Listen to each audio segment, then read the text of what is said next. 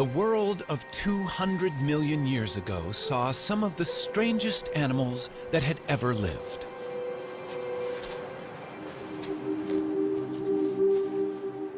Nothing about them suggested they would become a huge success.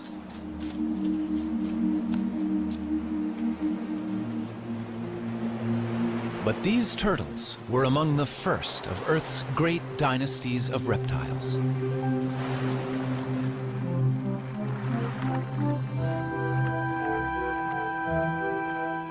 Turtles then and now are unique.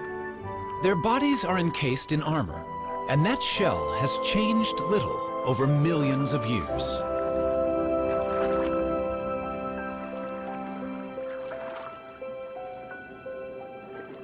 Varying greatly in size, they colonized most of the world. But wherever they live, the basic shape of a turtle's body remains the same. Some land-dwelling turtles, or tortoises, are quite small. Others have become famous as giants. Some long-necked types are at home in and out of fresh water. They and these shorter-necked turtles are known as terrapins.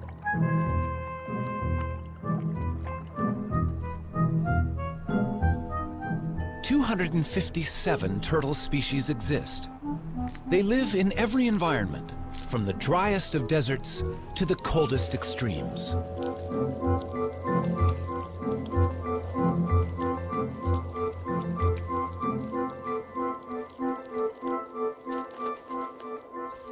Some that are gentle vegetarians have become welcome visitors to our homes.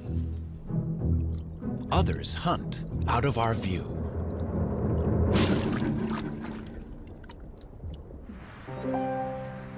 Older than the birds, all turtles may owe their success to their simple design. But what future is there for turtles living life in a shell?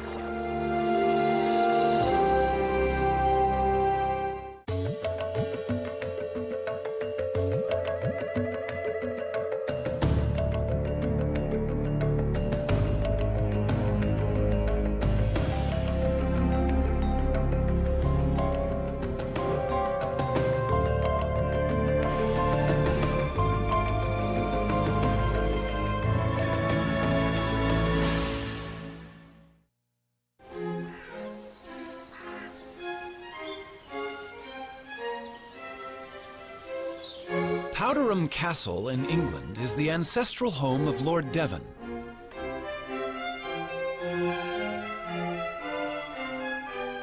It's also the home of Timothy, a rather venerable tortoise.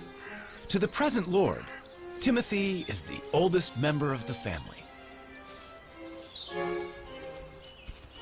Timothy first came into our family in 1892, and he previously belonged to Captain Rutherford, who was a sea captain, and undoubtedly he was on board ship for quite a long time. And this has given rise to a number of myths about Timothy's beginnings, that he belonged to pirates and all this sort of thing, which aren't strictly true. He's outlived a number of Earls of Devon. I think at a quick count it's about 7. Or maybe I'm either the 7th or 8th that he's known. The suggestion is that Timothy is at least 162 years old. I think he mostly lives on sort of clovers and things, but his favourite really is strawberries. Now, my son, what about that? He's been known to make a mistake when he is wanting a strawberry, and we once had a lady with painted red toenails, and she got rather a sharp nip on the toenail. But he doesn't make too many mistakes. He knows usually what he's got. I don't know that he's terribly hungry at the moment. Yep. I think it's too cold for eating today. Counting growth rings on their shell is not always a reliable guide to a tortoise's age. Rings vary with diet. But tortoises always live life at a slow pace, and that may be a reason for Timmy's record age. The fossil record is our best guide to the history of Timmy's ancestors. The first we know lived some 300 million years ago in the world of forests that gave us our coal. From such primitive reptiles, turtles diverged first, leaving dinosaurs and other reptiles to go their own way. Through the ages, there have been turtles of fantastic size and diversity. They saw snakes emerge 100 million years ago and witnessed the extinction of the dinosaurs. That turtles have survived so long is due to the extraordinary design of the shell that protects their body. The shell has remained virtually unchanged for 200 million years. A thick layer of hardened scale is its first line of defense, but a broad, bony layer, the carapace, provides strength. In other animals, this bone would be ribs. The turtle's backbone is fused to the shell. It's the support under the bridge. The shell of a turtle serves many purposes. On land, it's heavy, restricting movement, but great protection. Underwater, in a streamlined form, the shell allows for graceful swimming with surprising speed.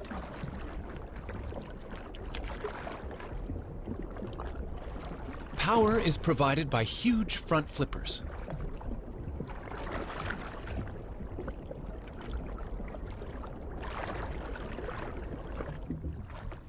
Sea turtles migrate thousands of miles, swimming on the ocean currents. Their hind limbs are mainly used as rudders for steering. Legs have no appeal for these sailors. Sea turtles only emerge onto land to nest, and even then, flippers are sufficient to haul the turtle over a beach.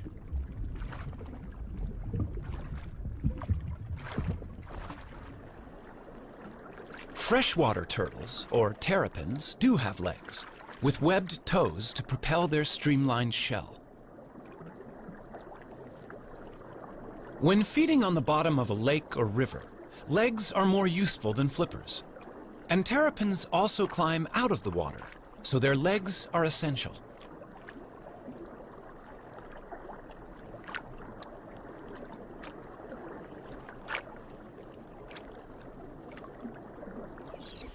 A tortoise, walking on land all the time, needs strong legs, in this case to carry it out of danger.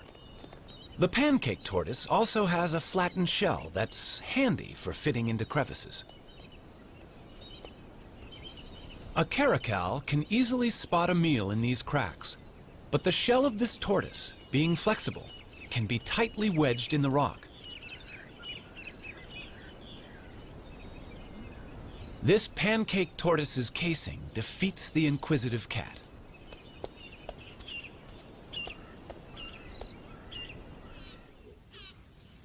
Giant tortoises, and this one on a Galapagos island is among the largest in the world, have no natural predators to hide from, but they need weightlifters' legs to move their enormous shell. This one is hauling a house that weighs nearly 300 pounds and is over an inch thick.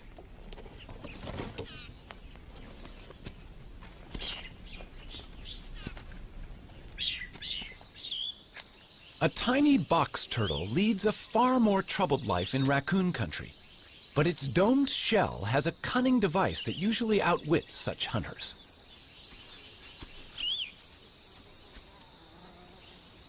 It's time to take evasive action.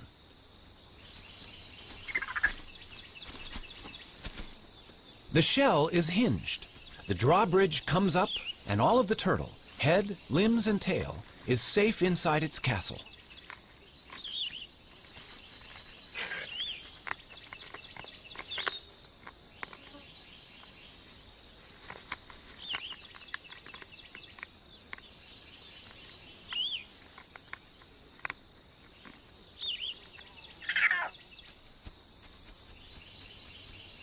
Only when the raccoon retreats will the turtle venture out.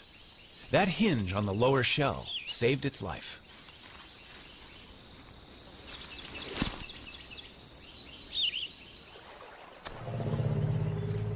The turtle's shell has survived some huge challenges over millions of years. But sometimes, no matter how good the design, the odds can be against it.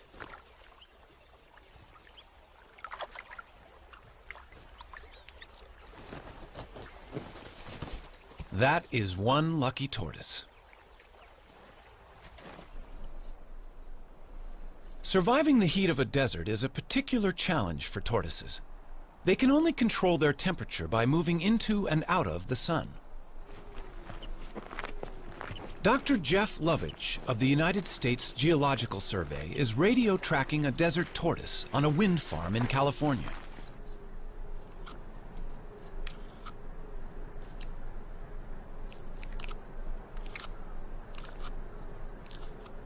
Desert tortoises have recently started to decline, and Jeff wants to find out why. Well, here's one of our females. Hello. Getting a little warm out here, isn't it? It's only 9 o'clock right now, but it's already hot out here. It's probably 95 degrees and it's going to be 115 before the day is over. And she's heading for the burrow off to my right. The tortoise needs the burrow to survive and protect itself from the extremes that are so characteristic of the desert. 115 degrees. 30 degrees more than even this desert tortoise could survive out in the open. Look at her walking into my shadow. Desert tortoises take advantage of every opportunity they can to become cool in the midday sun.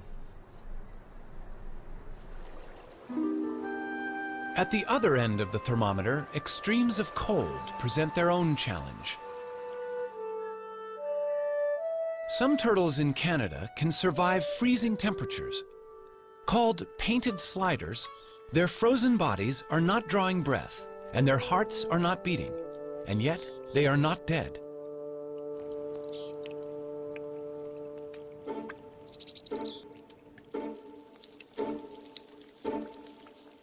These hatchlings, born in August, freeze and unfreeze throughout the winter until the final thaw in spring. How the cells of their body survive this, nobody knows. Yet the painted sliders leave their nest and start active life unharmed.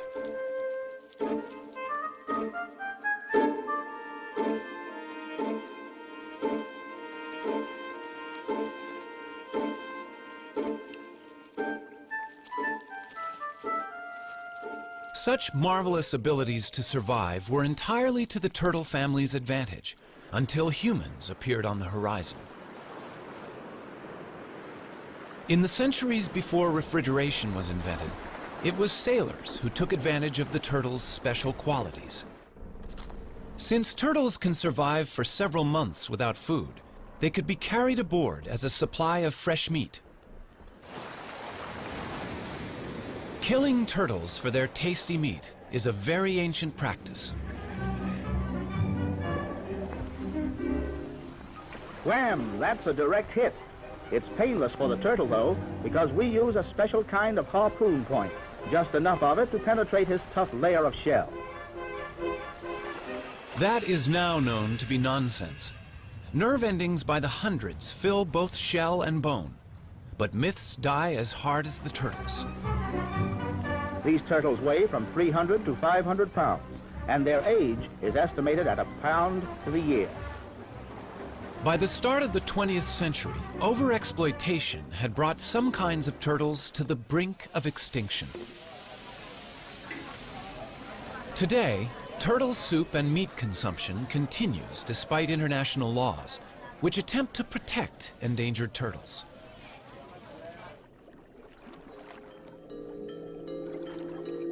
The turtle may well be our defenseless victim, but in the natural world, these successful reptiles have for a long time been quite capable of defending themselves.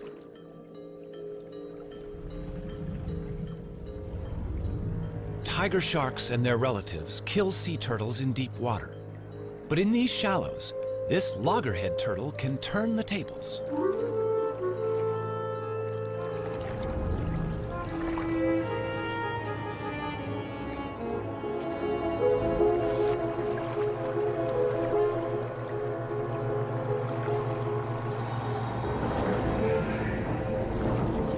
The turtle is biting the shark. It has no teeth, But the sharp serrated plates in its strong jaws can inflict serious injury. In shallow water, the shark's movements are restricted, and it has difficulty fighting back. After a breath of air, the valiant turtle can return to feeding. It can give as good as it gets.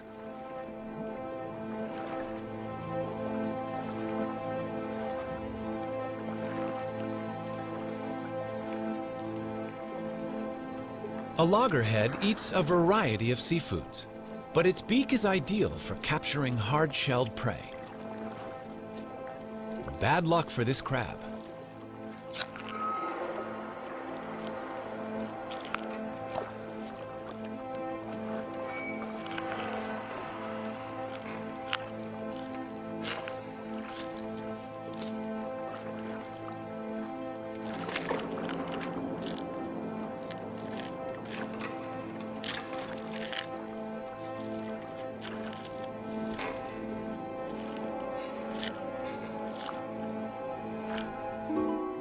In freshwater, a camouflaged turtle is hunting.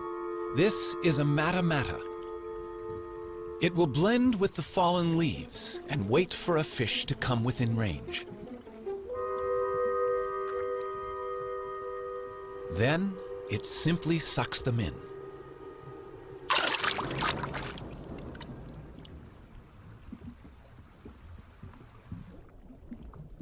The fearsome jaws of an alligator snapping turtle gape and reveal a worm-like appendage on its tongue. Lured by its wriggling, a fish investigates this death trap.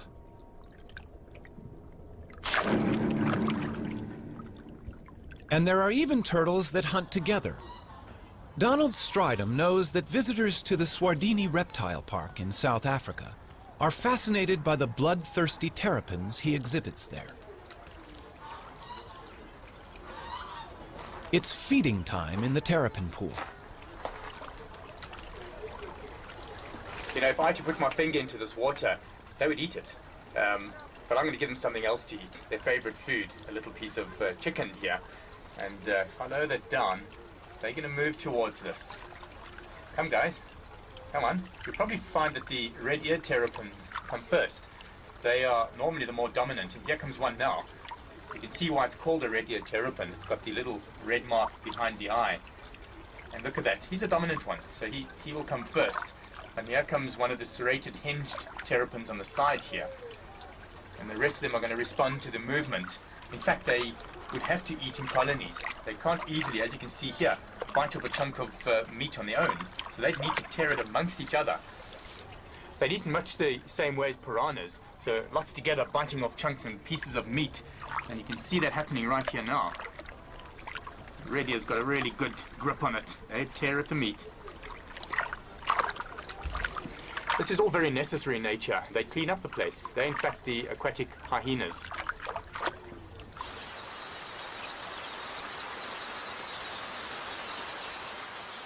Forget big game watching here. Keep your eyes on these little guys. Eating chicken on a plate in the reptile park is nothing compared with how these terrapins feed in the wild. The predator sizes up its prey, these quelea, which flock in the thousands. One terrapin grabs a bird. The others crowd in to snatch what they can.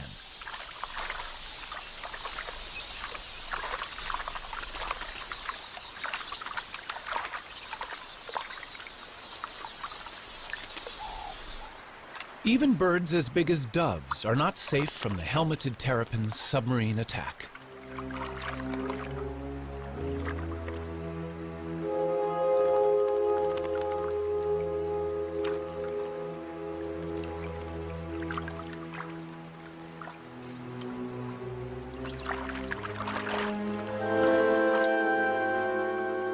A lone terrapin could overcome the dove, but hungry rivals are on their way.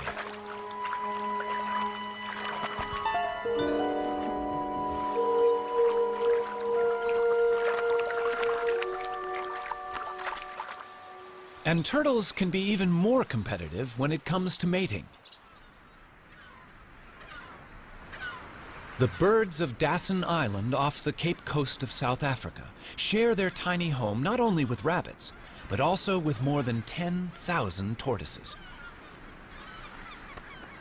But not until the temperature climbs to 75 degrees do they come out. Male angulated tortoises hold territories, and once they've warmed up, they begin to chase females on their turf.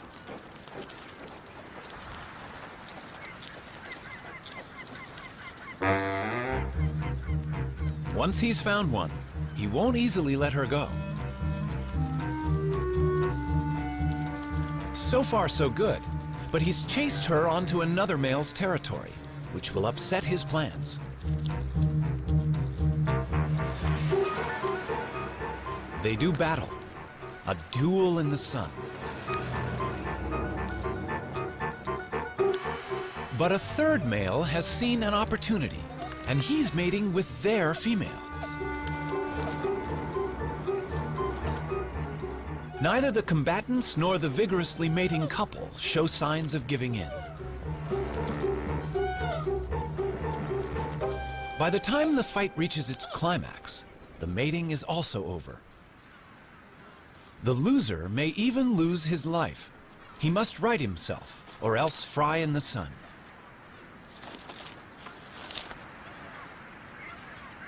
The temperature is rising rapidly. He must get into the shade. But that's hard to find with 10,000 competitors.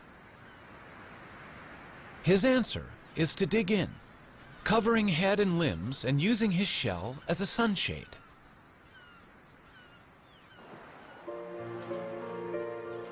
In tropical waters, temperatures are much the same all year round. These male green turtles near Borneo will mate whenever a receptive female is available. The males have the long tails. They're all pursuing one female.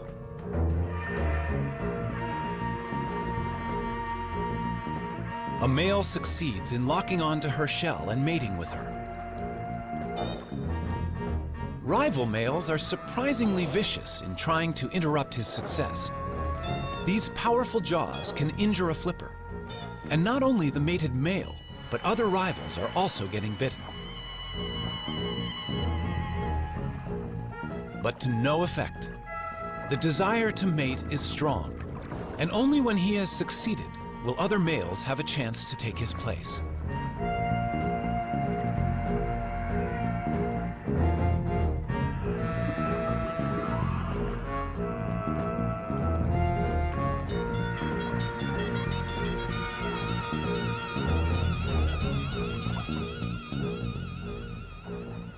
In the sea or on land, turtles breed with little problem.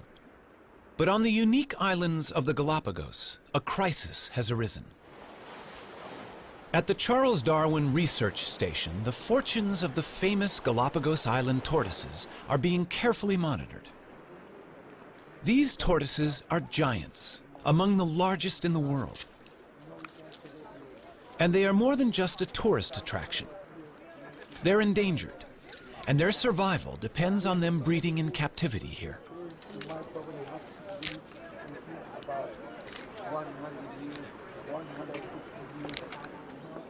These baby tortoises are the hope for the future. Each island has its very own type of giant tortoise, found nowhere else. And in these pens, babies are being nurtured until they're ready to be taken to their particular island home.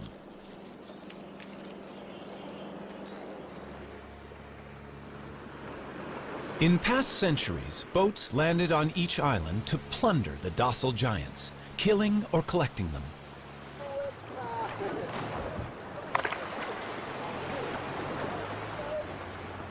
Today's boat is helping to right that wrong, bringing in young tortoises to replace those that were taken.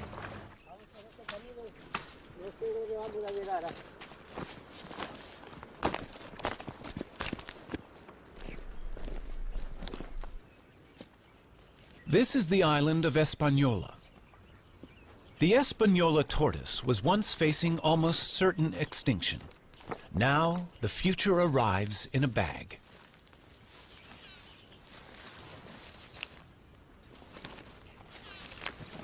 A 1,000 young tortoises have been released like this, all bred from just 15 adults collected in the 1970s. They should be safer than they've ever been. Their only enemy was people, and now the poacher has turned protector. In 20 years, they should all be as big as this adult. But this success has not been repeated for the tortoises of Pinta Island. The last remaining resident of Pinta is living out his old age at the Charles Darwin Research Station. They call him Lonesome George. More than 70 years old, he's the last of his species. All the others starved when introduced goats ate the plants of Pinta, and shipborne rats ate the tortoise eggs. Zoos and private collections worldwide have failed to turn up a relative. And even if a mate were found, he could be too old to breed. The Pinta Island tortoise may be the first turtle species to become extinct in the 21st century. The future of many of the world's turtles is a matter of concern. Even the olive Ridley sea turtles, famous for their mass egg-laying on this beach in Costa Rica, are arriving in fewer numbers each season. Randall Arouse is familiar with the spectacular aribata, as it's called, here at Ostianal. Ever since I was a very young boy, and I was always interested in marine biology. But then one day, it was 1982, I was a second-year biology student. I walked into the school and there was a big sign that said, Aribata, we need volunteers. And I thought, well, I've heard about the Aribatas and the turtle nesting. I should go check it out. Then I came to Ostianal, right here at this spot, and I saw the Aribata happening. And right then it struck me. Like I had to study turtles, and I've been doing turtles ever since.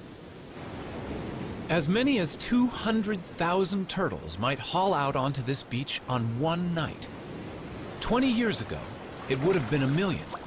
But this is still one of the biggest aribatas in the world. The turtles are right now congregating right out there. They're going to congregate in what we call the float, and they'll start coming up after the sun goes down, and probably by midnight or 1 in the morning, we're going to have a very high concentration of turtles nesting here on this beach, and they're not going to finish until sunrise, probably at about 8 or 9 in the morning. So yeah, it's going to be some pretty heavy work all night long.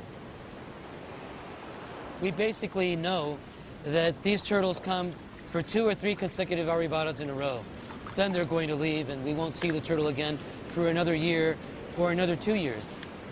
The aribata that we're witnessing now may easily have 100,000 turtles participating. And 100,000 turtles at 100 eggs per turtle, roughly, that means 10 million eggs. Eggs are the turtles' investment in their own future. But eggs can also produce illegal income for poachers. So patrols of armed guards protect these nesting turtles all night against egg thieves.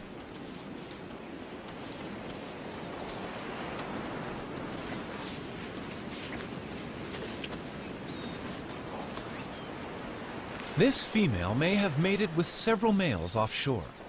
So each of her 60 to 100 fertilized eggs may have a different genetic composition, which is healthy for the future of olive Ridley turtles. Randall can also inspect the health of an individual while she's laying. She seems to be unaware of him and in a kind of trance. He examines her gently for signs of disease or injury while she's in this curious, semi-conscious state. Just why she enters this trance is not yet known. The studies carried out on this beach indicate that roughly 8% of all the eggs laid on this beach will actually hatch and turn into little turtles. Now, that does not mean that these little turtles will turn into adults. A wild guess is 1 out of 100.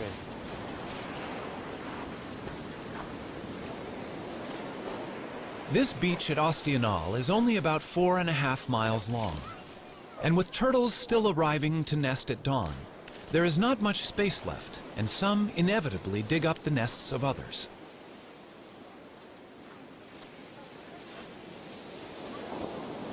Many eggs get damaged, and the loss is enormous.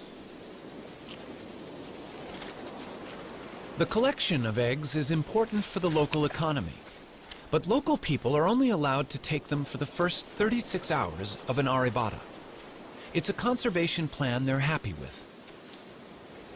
The community of Alcinal protects their turtles in many ways. Probably the main way is they respect the management plan. There are rules as to when you can harvest, when you can't, and the community as a whole complies. You can only harvest the eggs for the first 36 hours. The eggs have to be packaged in a special way. There has to be receipts. There's all this paperwork. And the people of Alcinal comply with all these rules and regulations to their very best. And they get a good harvest without harm to the turtles. Soft-shelled, the eggs travel well to a luxury market, where some are enjoyed over the bar in a pricey drink they call baka.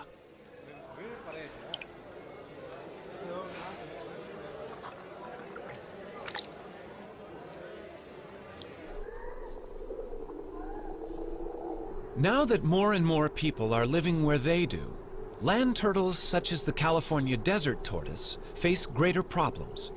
This rivalry concerns Jeff Lovage. When you look at what people have done to the desert in the last 100 years, it's amazing that it's survived. I mean, here we have this rugged old touchstone, a place that looks timeless, yet it's changing very rapidly, in a place that was formerly virtually empty of people and now sits in between Phoenix, Las Vegas, and Los Angeles, some of the most highly populated cities in the United States. And we put roads in through the whole desert. We've driven over it in our motorcycles, our trucks, and our off-highway vehicles. We've encouraged the spread of exotic species of plants and animals that are changing the landscape of the desert very rapidly. And the desert tortoise has become the flagship species for conservation in the Mojave Desert. But it has a very uncertain future in terms of how it's going to be able to survive in this onslaught of human population increase. Its charm may be a desert tortoise's worst enemy. People like to have one at home.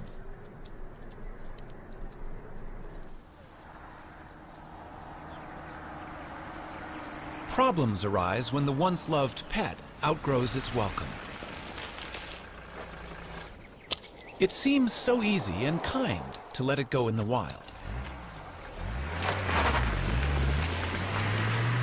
But Fred, or whatever his pet name has been, is about to cause problems among the wild tortoises he will inevitably meet. He appears to have a cold, a viral infection that he'll soon pass on to others.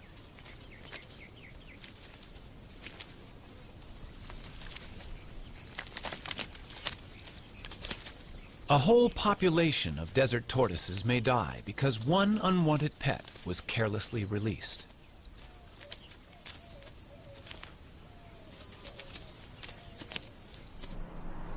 Close to towns, tortoises are presented with other problems. Our roads cross their territories, and they get injured.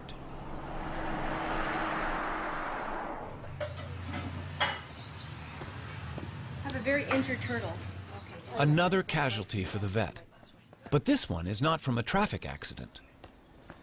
Hi, what do we have here? Oh, let's have a look.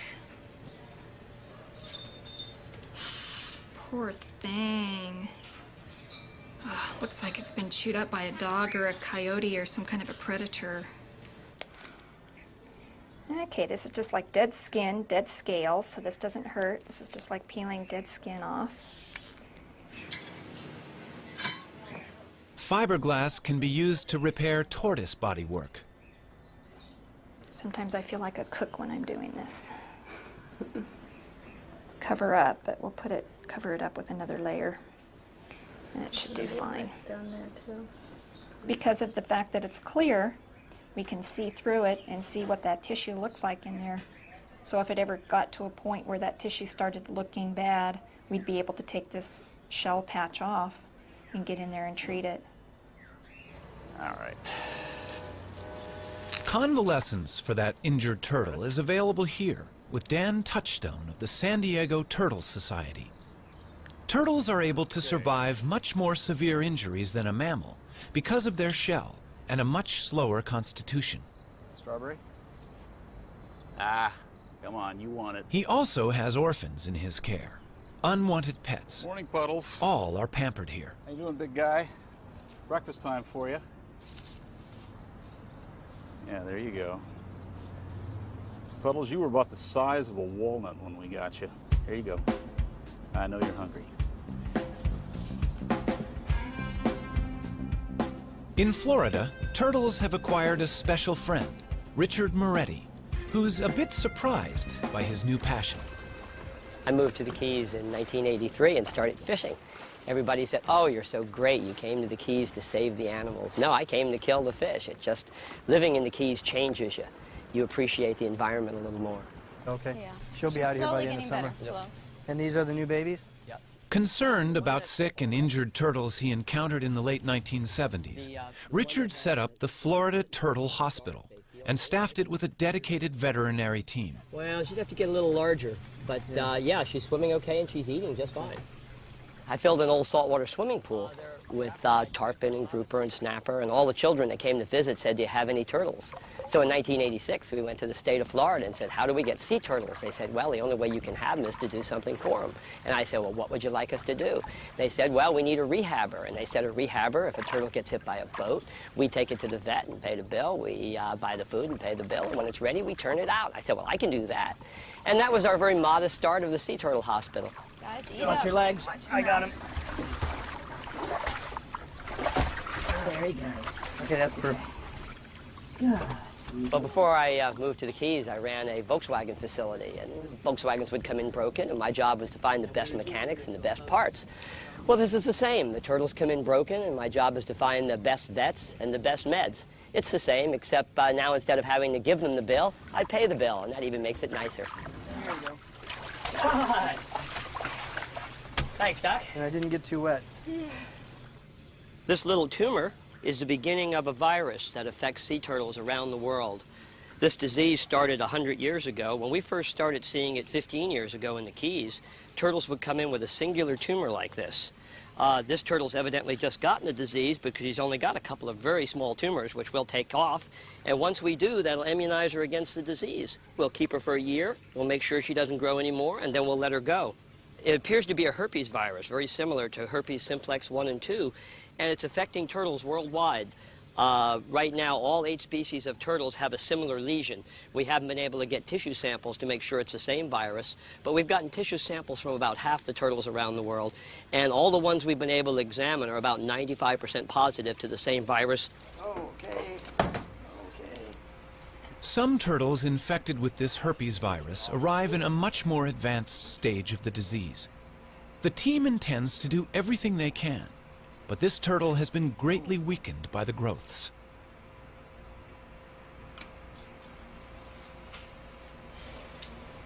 Notice the contrast difference. You have a radio opacity here. Notice it's not bone dense and it's not soft tissue dense. I'm concerned about these. We definitely need to go in and do the endoscopy and document that they're there with some digital photographs. Okay. And the reason, Sue, that we have her on her back like this is that way we don't accidentally poke into something like an intestine or a bladder. Here, so now we're in. That's got to make her feel so much better. Okay, gang, here we go. I'm going to pass this directly in. There we go.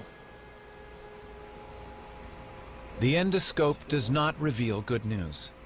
They can recognize large tumors within her body. In the wild, she may not have lived much We longer. have what we need. Okay, now we need to roll her back over because I need to put a suture in there. Suture in there? Okay. Well, that's not good news for this baby, unfortunately. Easy. They can do nothing for her except ease her pain and put her to sleep.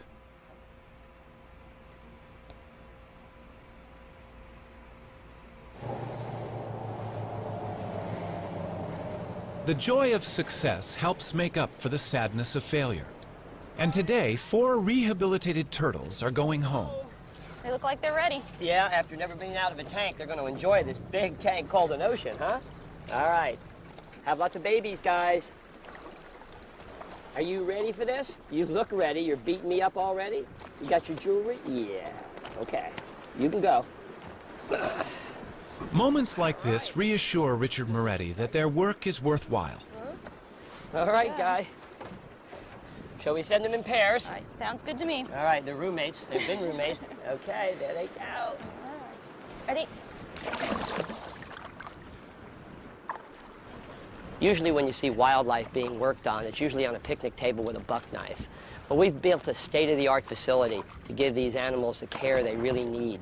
Those little turtles that were just released, when they came in, they had been trapped in roots when they were born, and they struggled to get out. And they were cut all the way to the bones, all over their body from struggling with those roots. It took us 2 years to get them ready, and you saw those were nice, healthy turtles. And the feeling, taking a wild animal that's going to live a lot longer than I will, back out into the ocean and turning it loose for future generations, well, you can see, goosebumps. It's great. Nothing feels better than being able to put something back for the future.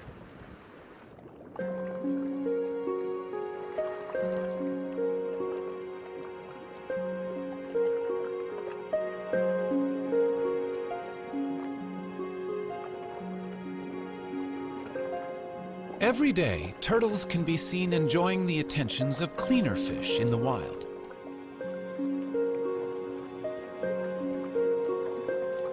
The fish feed on algae, and in doing so, clean the turtle's shell. It's a partnership that's millions of years old.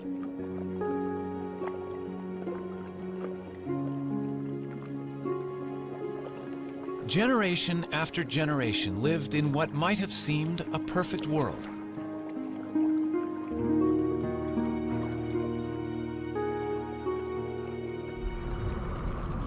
But change is sweeping through the ocean.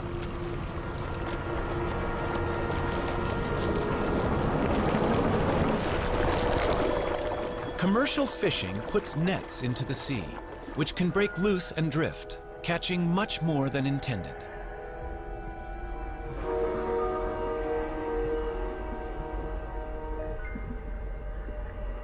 These death traps can also snare and drown frightened turtles. Helplessly bound, they cannot swim to the surface to breathe. Shrimp nets have also taken a toll on turtles. Scientist John Mitchell. In the late 1970s and early 1980s in the southeast region of the United States, we estimated that approximately 40,000 sea turtles were killed incidental to shrimp trawling.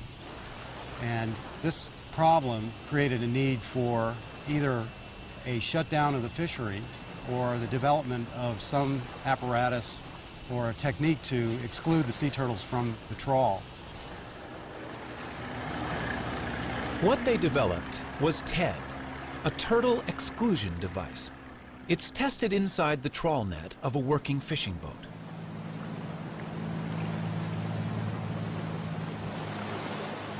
The net is being dragged behind the boat, and the TED is fixed inside the net at the end.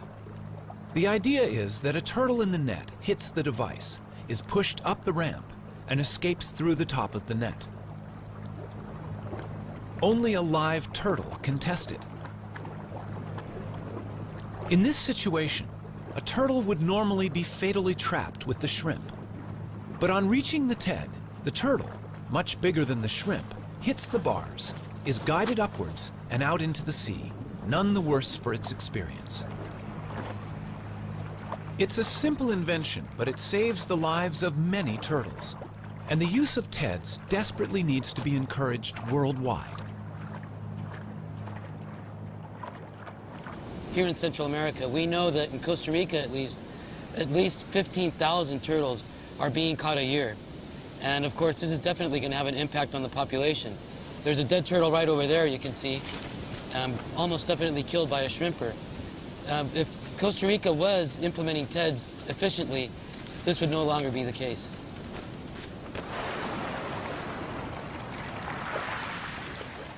In the sands of this beach at Ostional, the olive ridley turtles have been developing for some 60 days.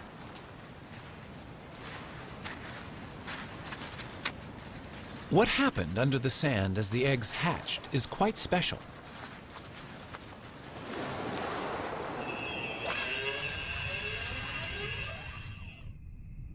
The eggs at the bottom of the nest hatch first. The hatchlings climb to the top of the chamber, and down below, sand fills the space they left. As more hatch, the floor is gradually lifted to just below the surface, and the hatchlings emerge together.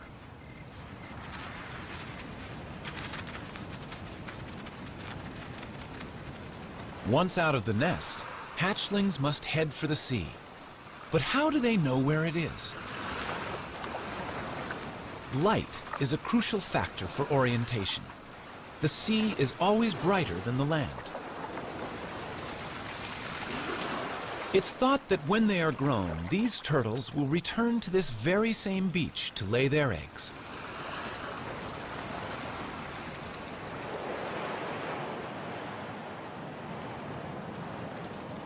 Turtles also hatch in daylight. Most race directly for the ocean, but they can now be seen by predators. Theirs is a lonely and dangerous journey.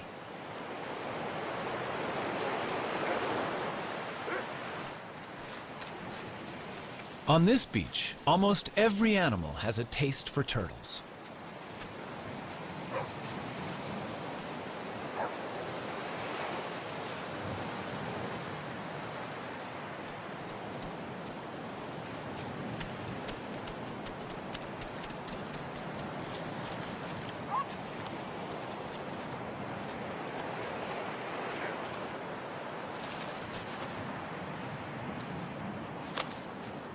But predators, such as this black vulture, don't always get to eat their fill.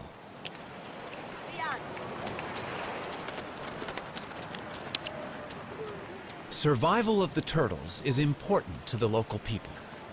When the turtles are hatching, the women all organize and they go to the beach. They shoo the predators away to make sure that the little turtles can make it into the water. They try to make sure that all these little turtles make it to the water safely, because of course it's to their best interest to make sure that these little turtles make it to the water. They eventually turn into adults and come back and participate in an arribada 10 years down the road. Although some 10,000 hatchlings will survive to become adult turtles, remember 10 million eggs were laid in these sands.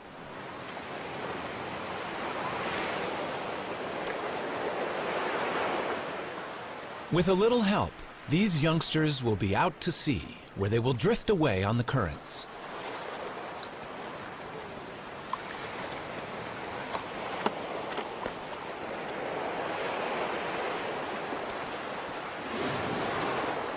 No one knows where they go. Perhaps they hide from ocean predators among floating seaweed, where they can safely feed and grow. But it will be 15 to 20 years before they return to these waters. Before people ever began helping turtles to survive, alligators had been unwittingly doing so for millions of years. Young red-bellied turtles are hatching from eggs laid in the alligator's nest. The rotting heap is warm and humid, as good for incubating turtles' eggs as it is for hatching alligators. Both stand to gain. Alligators eat a good many adult red-bellied turtles.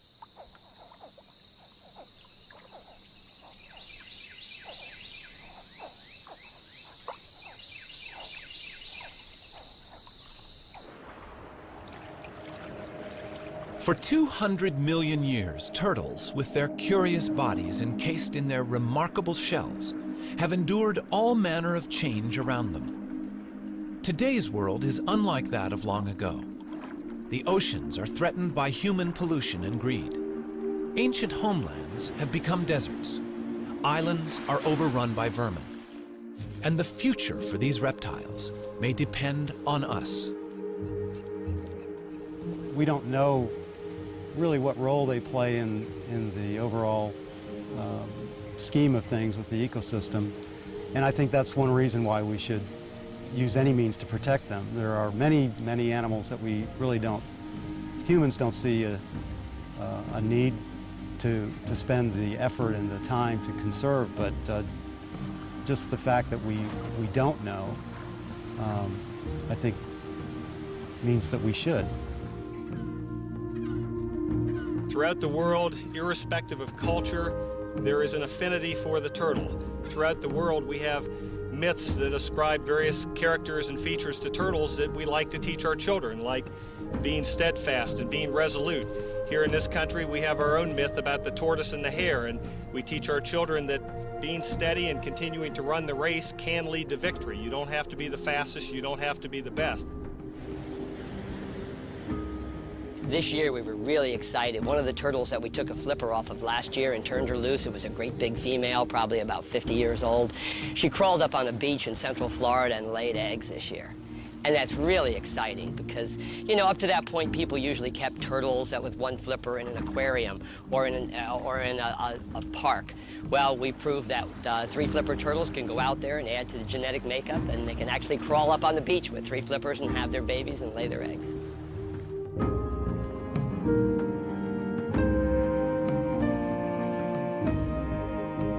They're 200 million years old. Those are living fossils that we put back in the ocean. And hopefully with a lot of help from our friends that help us work on turtles, we'll see them into the next millennium.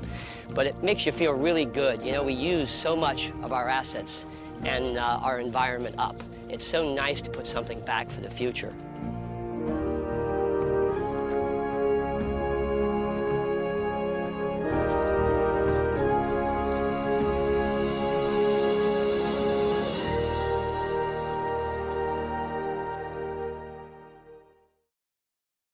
To learn more about what you've seen on this nature program, visit PBS online at pbs.org or America Online keyword PBS. They'd eaten much the same way as piranhas, so lots together, biting off chunks and pieces of meat. And you can see that happening right here now. Really has got a really good grip on it. Morning, Puddles. How you doing, big guy? Breakfast time for you. Yeah, there you go. Puddles, you were about the size of a walnut when we got you. They look like they're ready. Yeah, after never being out of a tank, they're going to enjoy this big tank called an ocean, huh? All right.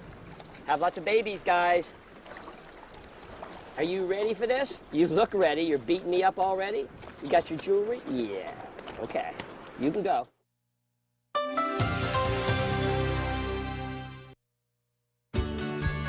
We are PBS.